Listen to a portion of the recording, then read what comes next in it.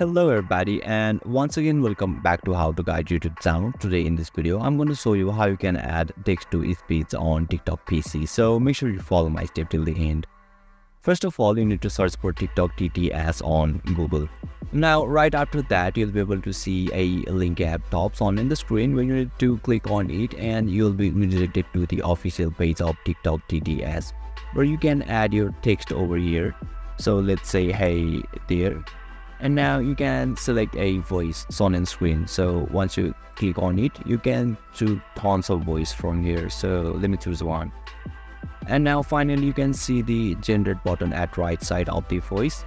So once you click on generate, you'll be able to see the success section pops out, and you can also play hey there.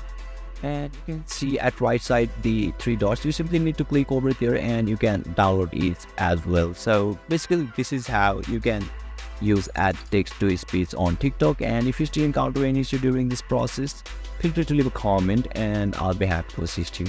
If you found this video helpful, please give it a thumbs up, and if you are new to this channel, make sure to hit the subscribe button and set the bell icon to on so that you can stay updated with our latest content.